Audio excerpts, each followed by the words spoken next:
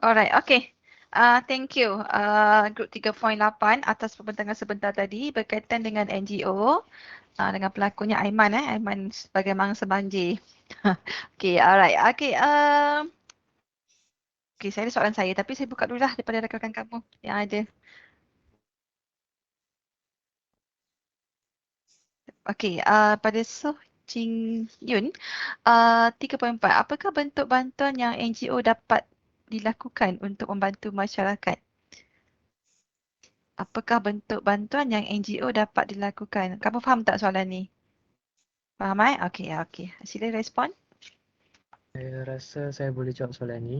Okey, sila So, Nathan. bentuk bantuan yang diberikan oleh NGO ni biasanya dari bentuk makanan atau barang runcit atau barang kering. Kadang-kadang ada NGO juga memberi bantuan kewangan kepada mangsa banjir yang sangat terjejas lah. Itulah bentuk bantuan yang diberi oleh NGO kepada mangsa banjir. Okey, masa banjir. Bagaimana pula dengan mangsa-mangsa, bukan mangsa-mangsa lain lah, dengan golongan-golongan lain lah selain mangsa banjir? Kamu rasa apakah bentuk-bentuk yang lebih sesuai lah? Macam setengah, kadang-kadang setengah pihak memang ada perlukan bantuan kewangan, setengah pihak mungkin bantuan yang lain. Kamu rasa apakah lagi bentuk-bentuk bantuan yang boleh Jadi, NGO tawarkan? sekiranya mangsa tu terjejas emosi, maybe mereka boleh memberi sokongan emosi kepada mereka dengan memberi kata-kata semangat kepada mereka. So, ia boleh juga boleh dikira sebagai bantuan lah yang NGO dapat diberikan.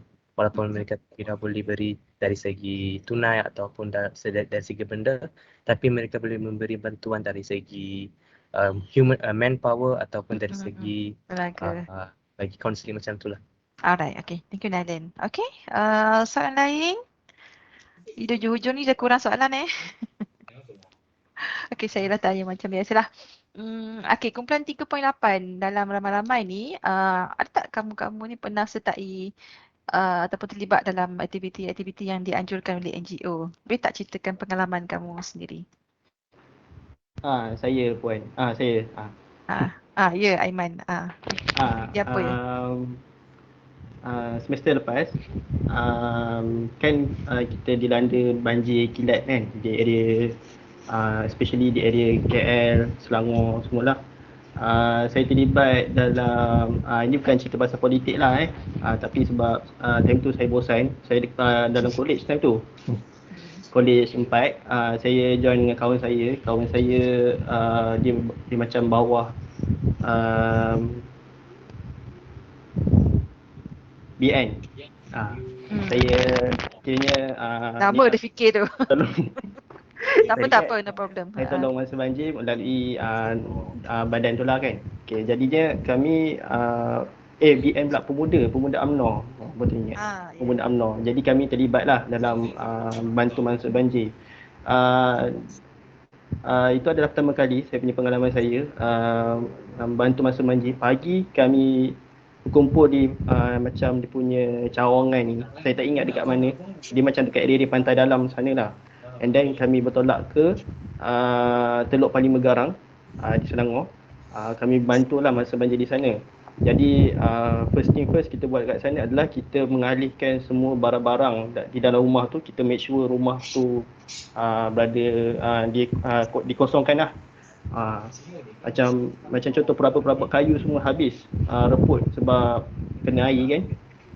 Jadi kami keluarkan semua. Memang challenging juga lah, bahaya kena pakai sarung tangan sebab takut boleh tercucuk, tangan boleh berdarah nanti kan.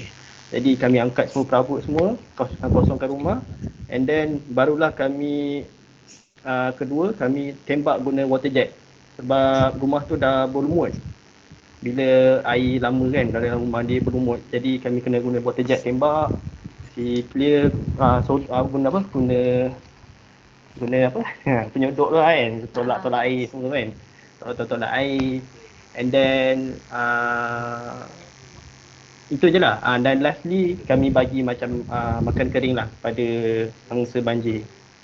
Makan kering macam contoh pampers,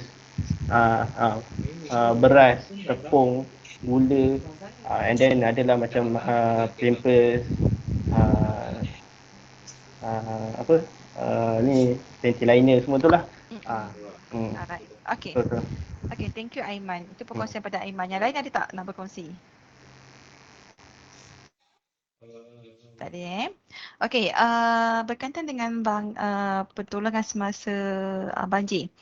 Okey, pada pandangan kumpulan 3.8, adakah tindakan sesetengah sukarelawan yang mengambil gambar bersama mangsa, kamu rasa adakah boleh diterima ataupun kamu rasa tak perlu? Boleh tak? Macam dia orang dalam keadaan bersedih kan, bersedih, ada yang bersedih, ada yang tak kisah, ada yang kisah. So kamu rasa kamu sendiri sebagai seorang sukarelawan, perlu atau tak kamu mengambil gambar dengan mangsa dan kemudian mungkin share di sosial media kamu ke apa ke? Kamu rasa macam mana tindakan tu? Okey atau tak?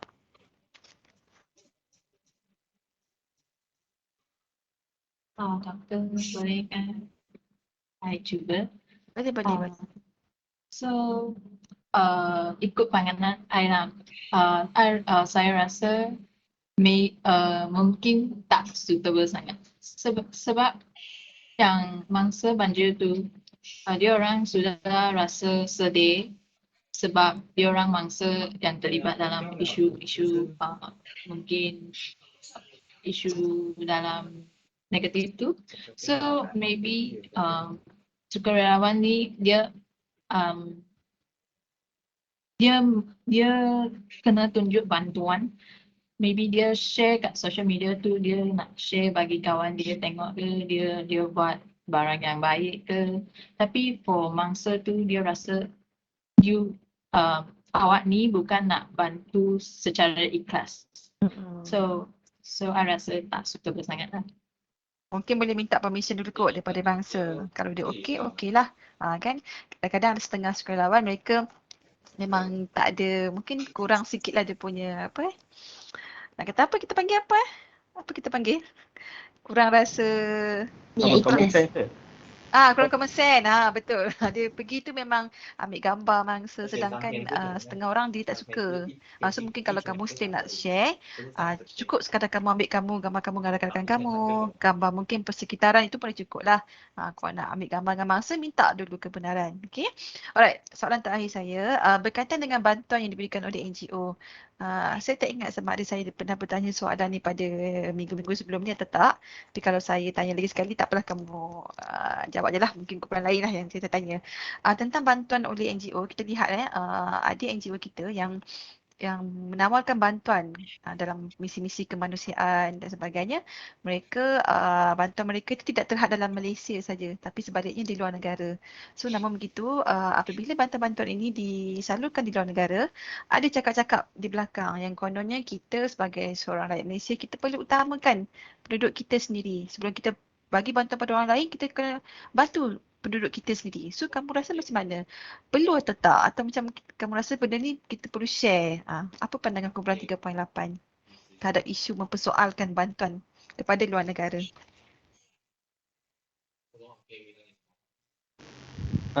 Boleh saya cuba? Boleh Aiman?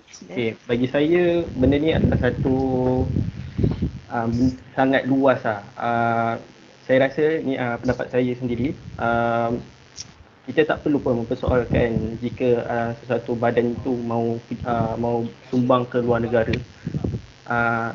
Dan saya rasa itu adalah kesilapan kita sendiri sebab banyak peluang diberikan di dalam negara kita. Cuma kita je tak tahu bagaimana nak mencari peluang tu. Maksudnya kita nak minta bantuan tu. Dia nampak macam dia contoh kan, saya nampak macam asal banyak sangat yang bagi bantuan, padahal dalam negara tu sendiri memang ada tawarkan bantuan juga. Bukan spesifik untuk NGO saja, malahan kerajaan juga memberikan bantuan. Contohnya kerajaan bagi adalah pada masa banjir tu ada kerajaan ada bagi bantuan juga. Saya tak ingat dalam 100 macam tu lah.